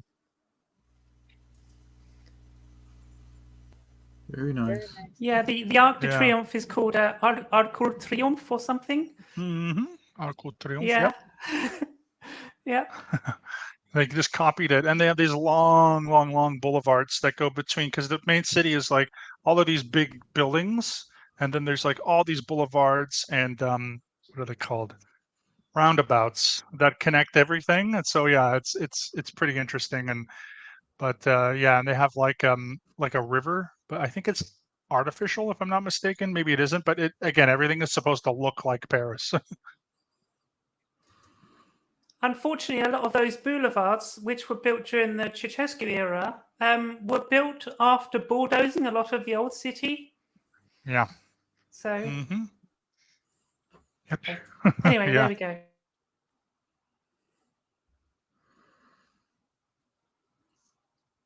that it? Anything else? Okay. Thank you. Cu piacere. De nada. Heavenly, yeah, that's what it means. I forgot. Heavenly Barney says when we were talking about the election, and then Joe said the election. And Evelyn says our election in the U.S. Only pretends to do better. There's so much puppeteering behind the scenes. But yes, I do vote for what it's worth. Yeah. Another comment from Joe here, because Joe was. Oh, it's me again. Yeah, it's you. There's a lot from you. Because his wife was high in the Communist Party too. People joked it was communism in one family, like Stalin's communism in one country. Yes, she was. Yeah, Elena. Elena was, right there with him to the end. You know, I mean, they say behind every good man is a good woman, but behind every dictator, there's a woman of equal dictation. I guess I don't know. I mean, look at Evita with Ron. So you know, Eva Braun with Hitler, and what's his name, Mussolini's wife. I mean, they always stay with them to the end. Maybe there's an abuse thing going on there. You never know. Or who knows? Maybe they actually is like an opposite. They actually treated their spouse good, which would be amazing. I doubt it, but you never know. Yeah, of course they did. Yeah, I mean, there's always that story with like Adolf Hitler treated animals better than most humans.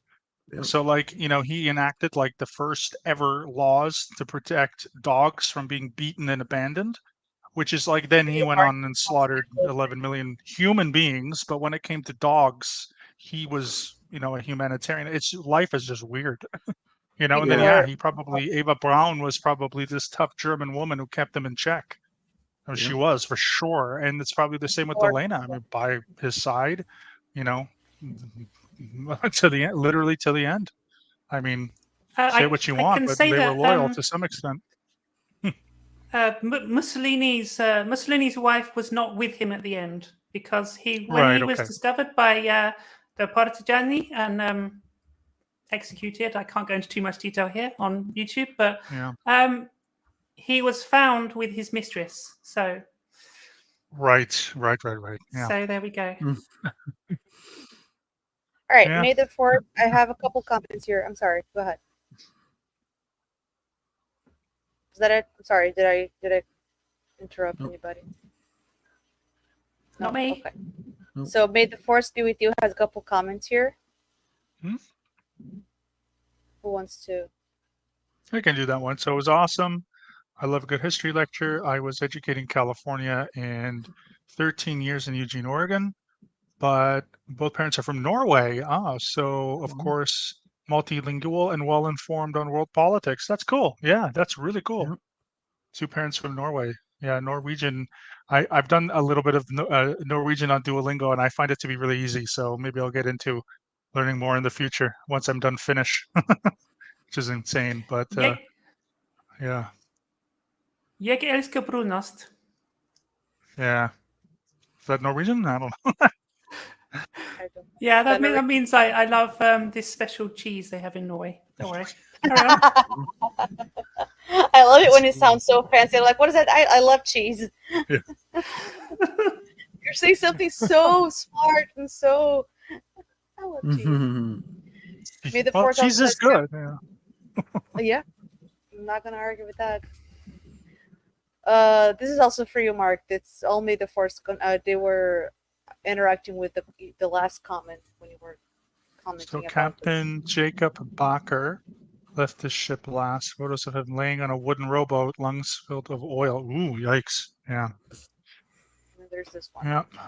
And then my grandfather shook after the second ship was sunk, and he only sailed on ships that didn't captain afterwards. Larvik, where grandma, my dad, and aunt lived, was invaded. Yeah. And dad was 7. Lots of stories. Wow. Yeah. Wow. Yeah. In Norway. Whew, yeah. They had a good resistance movement in Norway also, which was, I think, supplied by the British and Americans. So they put up a good fight against the Germans. And then parents are atheists. Church religion in Norway is Lutheran, so never went to any organized religion. So of course I went into Christianity, then made my mom take me to Sunday school at 5. Rebellion. Rebellion happens all the time, right? There's this And then, comment yeah. from this group here again. This person, this woman, this state. Yeah, I don't know who this is. Me neither. So Moldovans speak Romanian, but they Yeah. swear Russian, in my experience. And oh, I've lost my. There we go.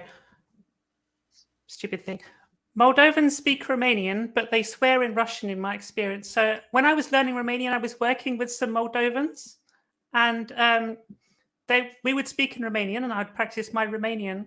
But one day, one of them managed to spill some hot water on their hand, and they immediately shouted "Suka bliat." Which is Russian. Yeah, and So there we that's go. another thing, by the way. Another thing, by the way, in Europe, I can give a couple examples of languages that are the same, but they have different names. But if you're in front of people who think that they're different, you say that they're different. So for example, the Catalan language and the Valencian language are the same, but if someone from Valencia says, no, it's different, just go along with it. And it's the same amongst Serbian, Croatian, Montenegrin, and Bosnian. They all swear they're different. It's not, but if you're in their presence, it's different. And then, of course, Romanian and Moldovan people swear. If they're from Moldova, they swear it's different. Just go along with it. There's no point to say, well, technically, because actually, it's different. It's the same, because just go along with it. Just Now, the just be a good sport. Moldovans I knew had no problem saying they speak Romanian, so probably depends on the person. Yeah, I'm sure it does. Yeah, maybe it does. True. Peace and love. Yes, famous Romanians Ceausescu, Nadia Comaneci. I remember her. She was a gymnast, I think. And then think so, yeah. Dracula is a Hungarian, unfortunately, but I get it. Famous Transylvanian. It's a CK Hungarian, but we take ownership over him. But I won't dock you. You got three. You got them all three right. There you go. Freezino has one here. If Chad wants to read one. Sure. Free Xenu says, Mark, you bring up a good point. People seem not to see to know the outcome and didn't experience it first.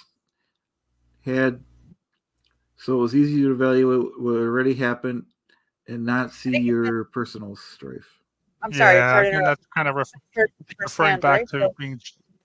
Yeah.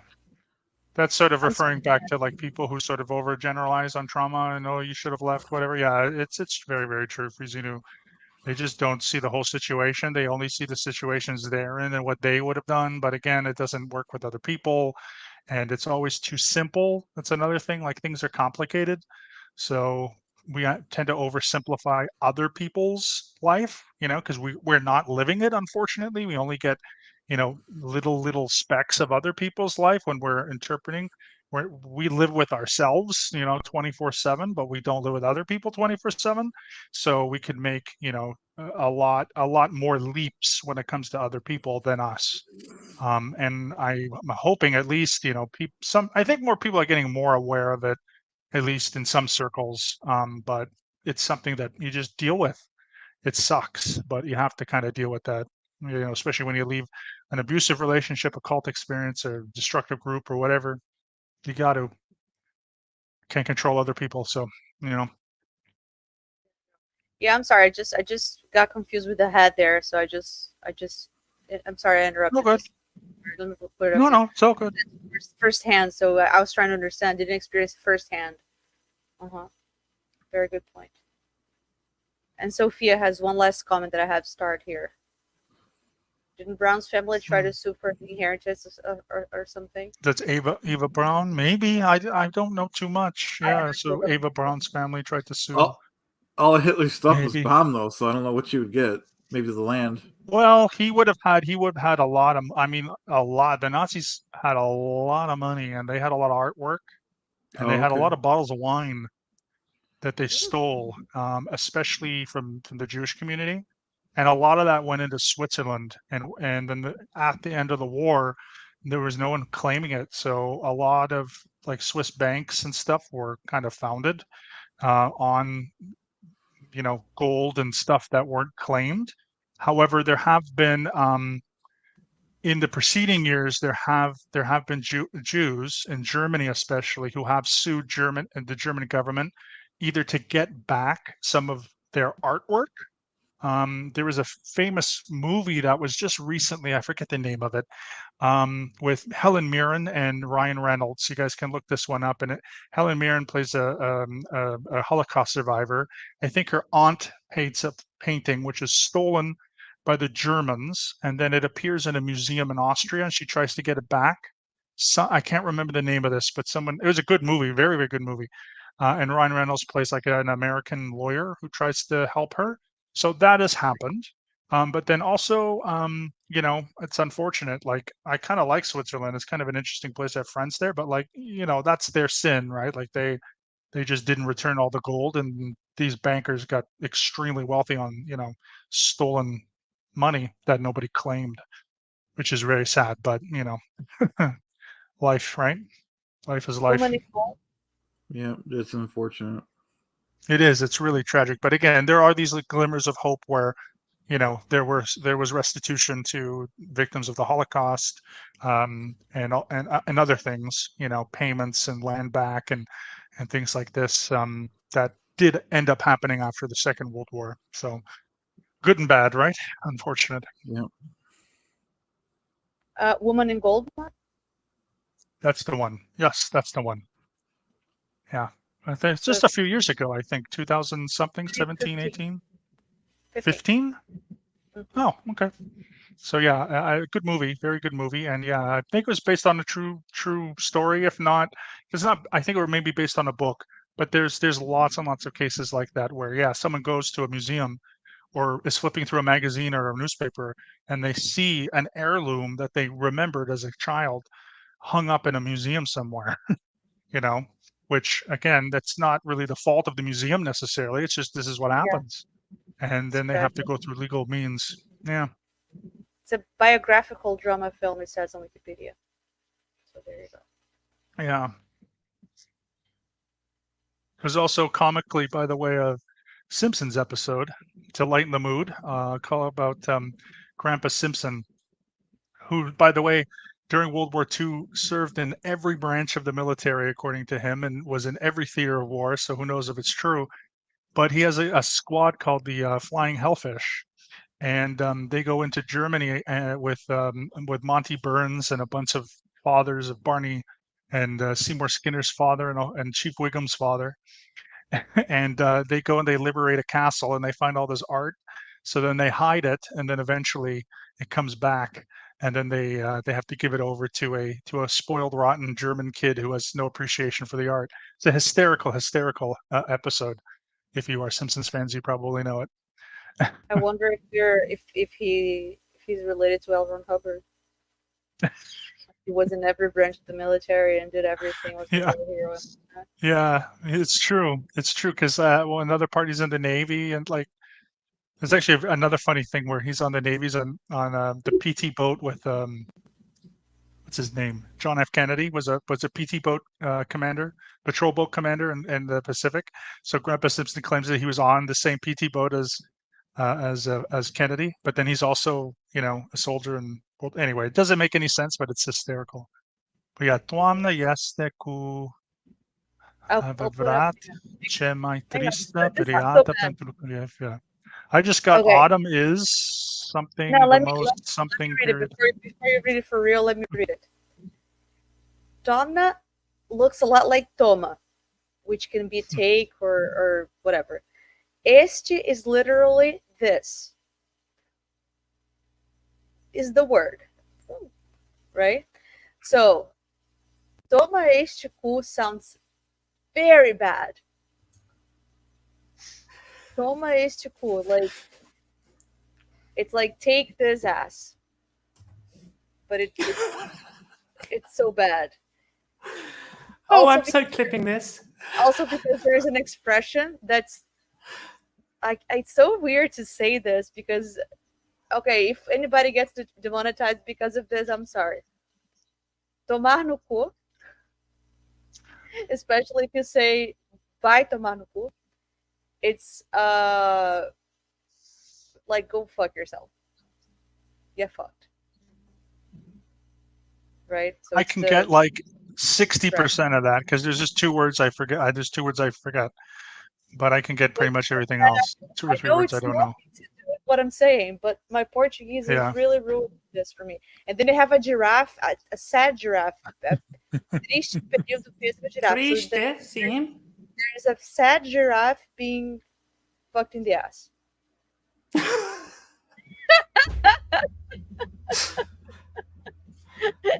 I'm sorry, I just Oi, wanted to Blaine. Oi, before you véi. actually take this seriously because you know that I just can't. That's pure Portuguese. Este cu. Okay, toma no cu, giraffe. What is it now? Okay, So it's Tuan, pronounced in Romanian. It's Doamna este cu adevărat ce mai tristă perioadă pentru girafe. And so I don't know adevărat. I forget, and I also forget triste, but it's autumn I is know what with it is. something, the most something period for something. Yeah, autumn is the saddest period for giraffes. Is o that what it is? outono é realmente a época mais triste para as girafas. O outono é realmente a época mais triste para girafas. Autumn is really the saddest period for Oh. giraffes. Autumn is truly the saddest time for Yeah. giraffes. Okay, now Because triste they- makes sense that it's sad. Yeah. Yeah, My Romanian tristeza. is, but yeah, okay. Autumn is the saddest period for okay. I don't know why that is. Why is that? the leaves fall down from the trees. Yes. Because according yes, to my yes. partner, yeah, because anyway. Because Joe I got the recruited clip I me to wanted, the so giraffe we're all good. Joe recruited me to their giraffe. Yeah. Joe's But partner I is also the like the fact leader, that Joe's the What co-leader. when again? I read Romanian, there's some words I just get automatically, like perioada. Oh, it's period. Cool. Like it's not what we have in Hungarian. Interesting period, yeah. I like that. There's an interesting pronunciation difference here as well. That you said Yeah. yeste. When I was learning, it was something more like yeshte. Really? The E was slightly separate and the S was sh, yeshte, something like that. Really? Because Can it in be Hungarian, that same word is este, but and I always mispronounce it. When I'm in Romanian class, I always end up saying este, but it's yeste or yeste. But it doesn't matter. It's all accentual differences too. They're both accepted. I was gonna say because, for example, we Yeah. have the exact same word in Portuguese, right? Este. You Yeah. can pronounce este, este. Like my native pronunciation would be the S, like este. Right? But for Okay. almost 20 years, I live in a place where most people say este. So Let me look that up. Maybe I'm wrong. Maybe it is yeste. Maybe because sometimes even I forget. Let me look it up. I mean, I guess did- technically it would have a thing on the S, wouldn't it? Yeah. Okay, so that's not Portuguese then. In Portuguese, it's exactly like that. Este. This S. Yeah, I have it as este, but maybe it is yeste. Again, it's like one of those things where, because I'm trying to think now, because yeah, when we conjugate to be, it's jau sunt, tu jest, Yelia yeste. I think it is yeste, and then it's noi suntem, voi suntați, ei ela sunt. So yeah, maybe it is. Like again, maybe that's just an accental difference, but who knows?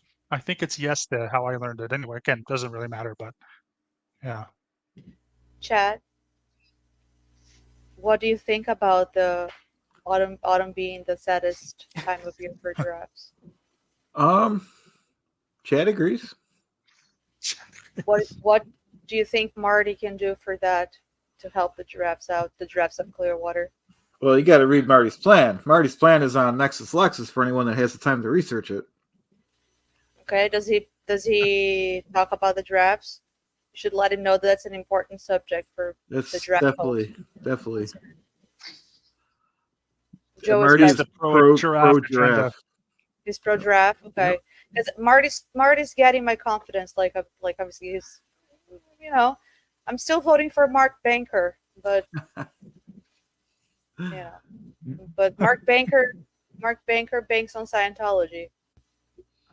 I'd like to know what Marty has to say about Scientology and the giraffes. Those are two very important All right, maybe it'll be in his next video. topics for me here in Clearwater, Brazil. No, Yeah, what is that called? A one issue voting. I just want to know what you think about giraffes. I don't care about the rest. What'd you say, Joe? Nós amamos as girafas. Nós amamos a girafa. There you go. God, that Portuguese Maximum is Portuguese. crazy. Yeah. Yeah, you What a don't have to shushas. say it like that. Because when you say like not, nos, or noise, like I said, they're both pronunciation.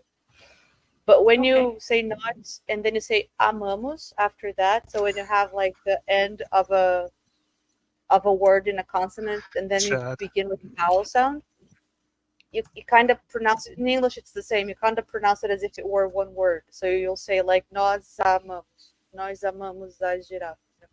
Instead of nós amamos, because it's harder. You just say nós amamos a girafa, like a Z. Nós amamos a girafa. So it's interesting as well, is that you're pronouncing the S more as an S and less as a sh, whereas European Portuguese would always be sh. Oh, that is true. That All is the true. I'm time. talking about my experience, but Yeah. yeah. Actually, the city where I'm from, where I live, has a very strong European Portuguese. Of course, we're colonized by Portuguese, but very strong Azorian colonization. So the native accent here is very like a sh, very, very much. But I don't think you would say nós amamos as girafas like this, because in between words you would say a Z sound. I think here in Brazil, you would say nós amamos as girafas. You would say the Z sound instead of the sh sound. Those guys are laughing because Marty's pro rainforest. That's a verified fact. And because Peace and Love has Marty- a good comment too. Marty wants to vote Marty wants to vote of the Spotted Owl extremist groups. That's true. It's a verified fact. He wants to win over the Spotted I got Owl something group. for Chad. What's he gonna do?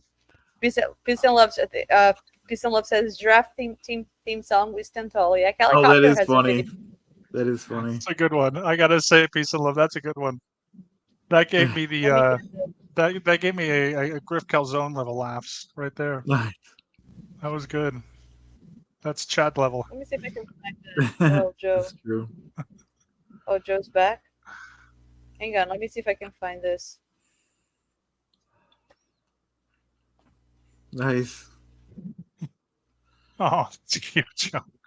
That is cute. Nice plush. What happened? What did I miss? Oh, she's got a giraffe. Yeah. Where is it? I'm sorry, I missed it. I wasn't. Juliana, you missed it. I did. So cute! Look at the giraffe. Oh, that is so cute. I wanted to find. I think Helicopter has a video with the giraffes, doesn't she? Oh, I She don't does. I need to see this. I've Or heard as we about say it. in I'm Cockney, trying. helicopter. I'm gonna bust out my Cockney soon. know. That'll be my third Helicopter. character. Helicopter. Nice. Helicopter. Helicopter. I don't know. It's yeah. Just drop the first letter of everything. And make Yeah, I don't sure know the where it last thing is like a schwa, like Romanian, I guess. Yeah. Yeah, Love stole that from Helicopter. Yeah, if you have the link for that, I'm trying to Ooh. find it because I've heard speak about this before. Giraffe I know she content has- is always relevant to my interests. I know, right? And I know there's content with that too. But I think it's a fantastic idea. I just don't know where to find it. Otherwise, we could watch it. I don't know if we could watch it, but I think we could watch it. Anyway, save the giraffes. Vote for Marty. What's his last name? Crandall. Marty Crandall. There you go. Ooh, very good comment we got here. Yeah. Catherine, hi. It's an exciting, somewhat nervous time here in LA Hollywood. Anticipate the 1 p.m. Freedom Rally at CC. Yeah. Absolutely, absolutely. That's Is cool. Yeah. I almost forgot about that. 3:50 my Yeah. time, and I know they're going live at 5 my time. So I imagine that's 1 there. That's when it's gonna be, right? So I know some channels Sounds are like gonna 10 be or something streaming my it. time. Okay. I Yeah, know how some long? channels How are long? gonna. One. I think 1 is 10 o'clock my time, so that would be. Yeah. Anyway, sorry. Go on. I'm so sorry.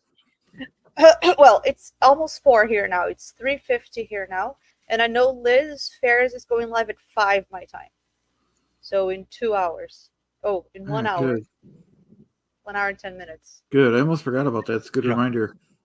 So Liz Ferris, the Grey Daughters of Dianetics, the Grey Zone, Vanessa LaRose, Lara FM, Oh. Alexa, I don't know her last name, the organizer of protest, the Eat Predators. You're gonna stream on your channel too. Oh, very cool, very cool. Very For cool. the first some, Yeah. yeah. Nice. So make sure to check that out too. Let me see if I can sub to that person's channel. That's what I'm So trying to this do is here. 1 p.m. Los Angeles time, I presume. Yeah, Mm-hmm. it's in. Yeah. So So it's About 9 7. o'clock for you, Joe. 10 o'clock for me. 9 p.m. UK time, 10 Yeah. p.m. Hungary time, and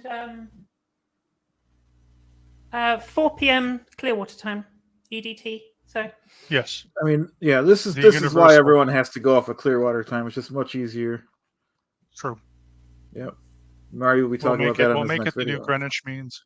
New Universal Standard Time is this Clearwater time. Clearwater chat time, actually. Yeah. Oh, that's Yeah. cool. Ezra, can you post UTC, just Universal Time Clearwater. Yeah. There you go. It's not confusing at all. No, Ezra, not can at you all. post? Can you post just the @? I don't even know whose channel you're on. Yeah, I don't know but who's. I can't find it either. if you're because I'm on StreamYard, so I don't know where you are. If you're on my channel, let me see where you are. Because then moderators can see and post. But if you can post at least the @, I can grab the link and post the link here to your channel. It's gonna be one of those days. I'm gonna have to have lots of tabs open. Mhm. Hopefully, people will be streaming from different names and all of that. You know, the last Yep. one, Eat Predators was streaming, and then Lara was also streaming. So I would, watch different angles and kind of almost makes you feel like you're there, since you can't be there. Levin Smith was supposed to go, but he backed out last minute. Yeah. Okay, at casriofhecate.com. Thank you. Let me get that here. Yeah, we might as well give the views to the smaller channels. Oh, absolutely. I'm always prioritizing, like, either because I want to be in the chat or because I moderate for them. So, for example, I moderate for Liz Ferris, for the Grey Daughters, and for Vanessa. So I might, just be around just to sort of monitor the chats a little. But definitely gonna give watch hours to smaller channels. Yep. Because that's who we are. Kazri of Hecate. Hang on. Kazri of Hecate.com.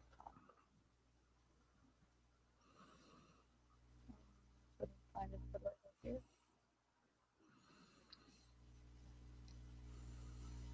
But yeah, do we want to talk a little bit about next week? I think because we're going to be doing Halloween based. If people will dress up, Ike and Al will be debuting a new character, which you'll have to wait for. But it will be in the same universe as Griff Calzone and our Clearwater associated characters. I don't know what the ladies will be dressing up as, but at the same time, whatever you want. I'm Nice. thinking maybe Juliana, you can do your BTs, or you can maybe do an auditor. I was trying to get you to do a pantsuit with a scarf, and so you can be a Scientology auditor. You just have to stare the whole time and yell at us. That'll be your character. And then I don't know, Joe. I'll repeat the auditing question. Do you I ever got whistle here. just for the heck of it? Okay, so Remember a time when you Kazri communicated well? live from LA. Here you go. Oh, awesome. It is on my channel, on Chad's channel, and on the Restivo's channel. I posted the link. This is to Kazri's stream. And then also check out Liz Fairs, Vanessa LaRose, The Great Daughter. I think Vanessa is going to be streaming on both channels. Laura FM, because I'm sure, we're going to be able to catch different camera angles and different things happening. Last time, Kazri says here, that's why I'm a little nervous. Who knows what will go down? So I don't know if this is in reference to, or if it's just. But last time, this guy that he claimed to work in the area, they were protesting around back base, and I don't know if the base, but just that one building. I'm not sure. But anyway, this guy came and he started asking them to protest quieter or something, because they were talking to them. No, and Laura was like, no, we're allowed to do this for 2 hours, and this and that and the other. And then the guy got mad and he yanked her phone off her hand, and then he broke her accidentally, but he broke her selfie stick. Wow. Safe. You guys be safe out there. Wow. Yeah. That stuff happens. Yeah. Joe, you want to say something? Yeah, so that's right. So first of all, I'm going to say to Sophia, ja, stimmt about the American time zones. And secondly, to Juliana. So anybody who's been watching Juliana's channel has probably been seeing the studying, a lot of studying.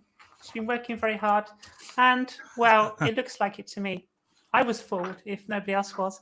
And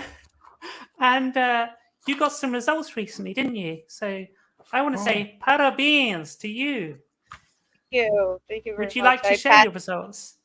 I have successfully taken my first exam in my new program, and I have aced it.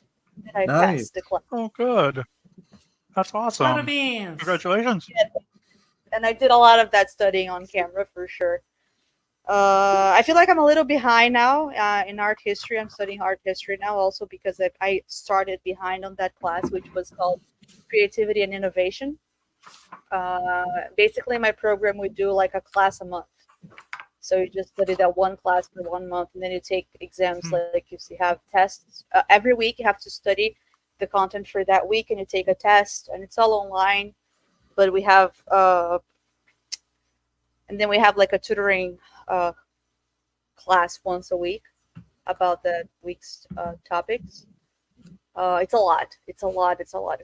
And then when we finish that month, you schedule a day to go to the school and take an actual exam there, because the exams you take at the computer, they're more like they're graded and everything, but you can take your time. You can start and leave and come back, and you can check your material, and the actual exam is the one that you go there and you just sit there and with lots of different, it's very weird because there's lots of different people taking different exams because they're all taking for their own programs, and they're all in this hybrid mode. So people are taking whatever exams they're taking, but they have everything. And then when you finish, you have the sheet with your answers, and then you actually scan that. You scan your answers on the app on your cell phone. So they don't even correct it. Like, it's all still on the app, but you do it there in front of other people, so you're physically there, so that they know it's you. And it's very interesting. So yeah, I finished my first class. That's great. That's great. Yeah, that's amazing. Thanks, Joe. Thanks, guys. Thanks, Sophia, Bob Rumor, Evelyn, everybody who's saying congratulations. All right, you guys. Anything else? Anybody else want to say anything else? Or should we start I'm getting good. ready for the Yeah. protest in an hour? Yeah, that'd be Yeah, cool. absolutely. Yeah, I can't wait to see that. I used to do a lot of protesting down in those areas when I lived there a long time ago. So we always did the Pac Base, the Celebrity Center, and then a couple buildings on Hollywood Boulevard, which was really cool. Other Services Incorporated, Test Center was down there. So yeah, I kind of regret not going to Gold, but yeah, that's the only one I never got to do. But they're That always seems fun. incredible. They're always fun. Protest. I hope they have one I'm in sorry? Clearwater again. Yeah. Have they had one in Clearwater before? Protest? Yeah, I they've mean, had a back lot. in the I don't know about this back in the area, like this part, but people have been protesting Clearwater for years. oh yeah. If they gave us some notice. All I mean, right, California was a little too far, but I wouldn't mind going to one in Clearwater. So I just wanted to. Yeah. You were gonna say something, Joe? I'm sorry. I was going to say I got to get going soon. So Yeah, no. Let's worries, yeah. thank you, Yeah, we'll- everybody, and cut it, yep. thank you, Mark, for the very interesting presentation. I'm always Thank you. fascinated by history. Always fascinated What by was Mark's that? dogs. Gotta show the Jay Leno somewhere before we go. Jay Leno Smurf. Yep. Well, why not? Okay, Jay Leno Smith Just- is. Jay Leno Smurf. I And love until Jay next Leno. That's time, awesome. Thanks everyone So, for guys- watching. love Yeah. and Thank you. giraffes. The Yep. giraffe leader here, Joe DeSeppo herself, who has just left us like that. Nice. Like giraffe, poo, gone. And now she has the beautiful art that she has there. Where else? Where's Mark? We have Mark Turi at Mark A. Turi. I am at Scientologist, and the Godfather at Clearwater Chat 9037. And we are the Nerdy Bunch, and we'll see you guys next week for See ya. Halloween. Yeah, that's Hey great. guys. You guys. Thank you.